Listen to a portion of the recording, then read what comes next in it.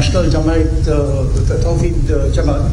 What has happened to the leader? Do you have any information whether he has committed suicide? There are two groups, the National Tawhid Jamaat, in a group that has split from that main body. That is the group that has become quite extreme. Their thinking is that only Islam can be the only religion in this country. We believe that the leader of this group has also committed suicide in one of the attacks. Not the NTJ leader who has committed suicide, but it's somebody from the splinter group. It is a splinter group, yes. So not the NTJ, Zahran Hashmi is, we don't know what has happened to Zahran Hashmi. No, it is a splinter group. But if there's a split, did they work together on this operation? Well, there have been links. Did Islamic State train these people? Who was the mastermind of this attack? Is it a foreigner? We are conducting those investigations at the moment to see if there is a direct link to any international organizations.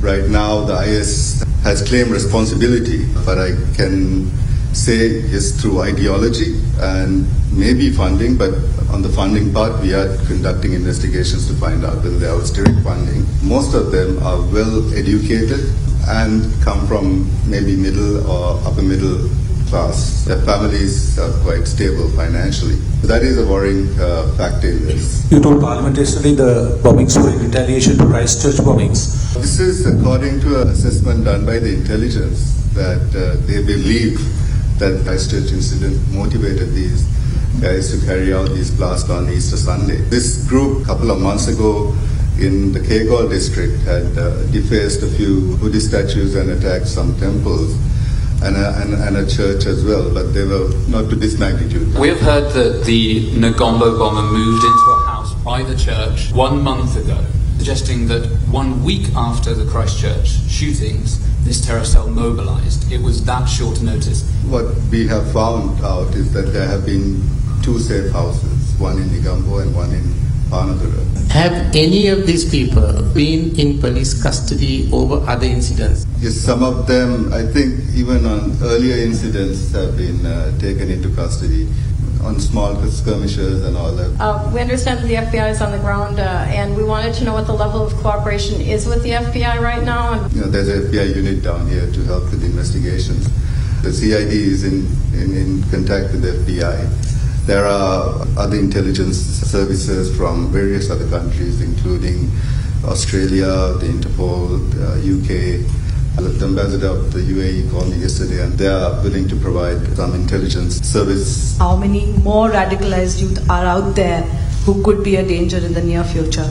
For the last 3-4 years, I've been looking at possible infiltration of IS into Sri Lanka. There have been some people who have traveled to Syria to take up the cause, but their families have been also under surveillance and everything. It was being monitored, but we didn't know it was going to go into this. Well, at least I didn't know that it was going up to, it was going to be scaled up to this.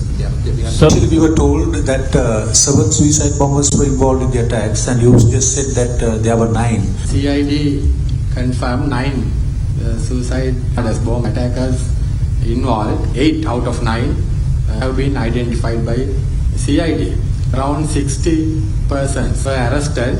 32 out of 60 are in CID custody. It's hard to understand, you've got 60 people arrested and yet you're saying that there were only 9 suicide bombers.